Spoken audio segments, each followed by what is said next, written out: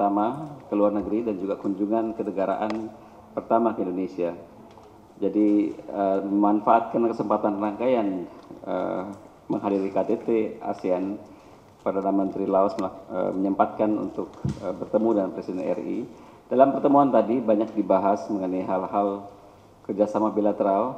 Seperti kita maklumi memang belum banyak hubungan khususnya yang konkret ya dari bidang perdagangan atau investasi di antara kedua negara. Namun setidaknya banyak kesamaan kepentingan dalam berbagai hal. Dan tadi telah ditekankan kembali bahwa kita menyampaikan apresiasi atas dukungan Laos dalam penyelenggaraan KTT tadi, khususnya dengan memastikan beberapa hal yang menjadi prioritas capaian ASEAN mendapat dukungan dari pihak Laos. Dalam konteks kerjasama bilateral disampaikan bahwa ada beberapa hal yang diinginkan dibantukan oleh pemerintah Indonesia, katakanlah di bidang pembangunan ekonomi. Perdana Menteri Laos menjelaskan secara panjang lebar kondisi perekonomian, kondisi dalam negeri mereka. Mereka katakanlah dengan penduduk yang 6,5 juta, masih termasuk ekonomi berkembang dan ingin mengajak Indonesia untuk berpartisipasi dalam pembangunan ekonomi mereka. Bapak Presiden menekankan kembali bahwa hal ini akan didorong melalui kerjasama Kementerian Perdagangan dan juga dengan mendorong agar interaksi antara pelaku ekonomi, apakah itu Kadin, kedua negara dapat ditingkatkan. Dengan demikian interaksi ekonomi akan terjadi. Hal-hal lainnya juga yang disampaikan adalah bagaimana kedua negara dapat bekerjasama dalam memajukan skema ASEAN dalam bidang pangan yang merupakan kelanjutan pembahasan kemarin, bagaimana kita bisa meningkatkan cadangan pangan. Oleh karena itu disampaikan juga semacam usulan agar kedua negara dapat bekerjasama dalam membangun kapasitas kawasan terkait cadangan pangan. Hal-hal lainnya yang juga disinggung adalah mengenai kerjasama keamanan, bagaimana kedua negara bisa meningkatkan kerjasama dalam penanganan trafficking in person. Kita memaklumi bahwa banyak kasus-kasus perdagangan manusia atau trafficking person yang juga memanfaatkan wilayah-wilayah di Laos dan sekitarnya. Jadi ini satu hal konkret yang kita minta kerjasamakan. Hal lainnya yang juga penting untuk dicatat bahwa Laos tahun depan akan menjadi ketua ASEAN EU Ministerial Meeting, ASEM, dan juga KTT-nya. Mereka juga memintakan kesediaan Indonesia memberikan fasilitasi bantuan dan dukungan demi suksesnya ASEM, sebagaimana juga kita dapatkan dalam dukungan yang diberikan oleh Laos dalam kesuksesan ASEAN. Tentunya hal yang sama akan kita lakukan. Itu secara garis besar yang dibahas tadi, dan hal-hal lainnya yang juga mungkin perlu diketahui adalah pemerintah kita telah banyak memberikan beasiswa kepada pemerintah Laos, dan kita berkomitmen untuk terus memberikan beasiswa serupa di berbagai bidang. Baik, apabila ingin ditanyakan, saya persilahkan. Vicky dari RCTI. Ya.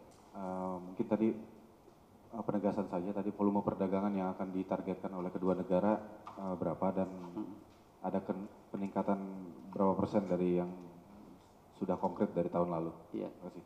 Memang perdagangan bilateral kita tidaklah terlalu menonjol ya. Di tahun 2009 sebesar 5,10 juta US dollar, dan tahun ini tahun 2010 mencapai 6,12 juta dolar Amerika Serikat.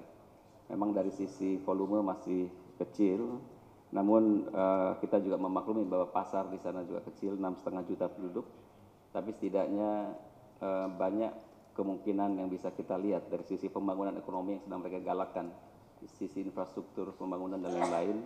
Mereka juga menawarkan investasi di sektor energi, apakah itu mining katakanlah, persis sektornya belum disebutkan, tetapi ini membuka peluang untuk pelaku bisnis Indonesia untuk masuk dan mencari peluang investasi di sana. Peluang yang Indonesia manfaatkan di Laos nanti apa? Mereka kan menyebutkan bahwa ada program pembangunan 5x7 ya, seperti Repelita zaman dulu. Jadi mereka merencanakan pembangunan 5 tahun untuk 7 tahun ke depan, dan dalam 5 tahunnya itu tersebut penekanannya pada saat ini adalah pembangunan infrastruktur. Jadi ini satu hal yang juga tentunya membuka peluang sebenarnya bagi para pelaku bisnis kita di sektor pembangunan untuk mencari peluang di sana. semakin cepat kita bisa memanfaatkan potensi di sana, tentunya kehadiran kita akan membuka potensi untuk yang lainnya, apakah itu untuk perkebunan atau sektor-sektor lainnya. Rentang konflik dan itu menyebabkan dan mungkin konflik perbatasan di negara-negara sekitar. Itu aja pertanyaan saya. Makasih. Makasih atas menjadi mediator atau bisa mengatakan kemarin kita memposisikan diri tidak sebagai mediator tapi sebagai fasilitator.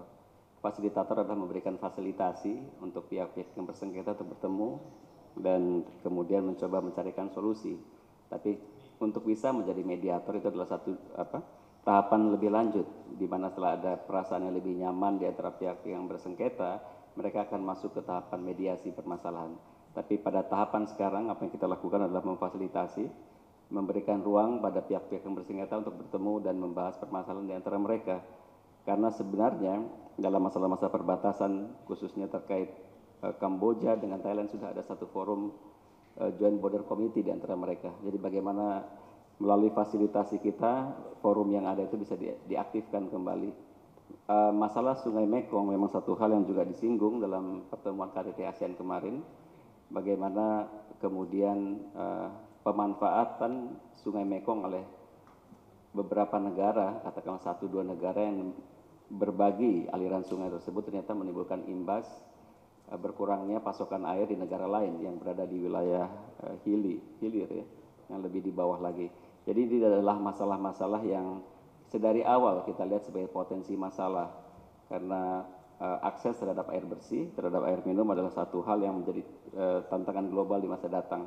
Ini adalah satu hal yang memang perlu duduk kembali pihak-pihak yang kemudian dirugikan oleh aktivitas pemanfaatkan air sungai untuk pembangkit listrik, kemudian memberikan imbas terhadap perekonomian negara lain.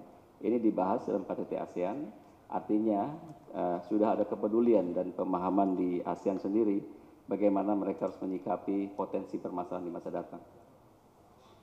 Baik. Tidak dibicarakan mengenai fasilitasi, tapi biasanya dengan sendirinya apabila satu negara akan diberikan insentif untuk menjadi daya tarik penanaman modal di sana. Pertemuan dengan Malaysia kemarin bersifat tertutup, tidak ada yang hadir, jadi kami tidak bisa berbagi apa yang dibahas. Saya rasa itu, terima kasih teman-teman.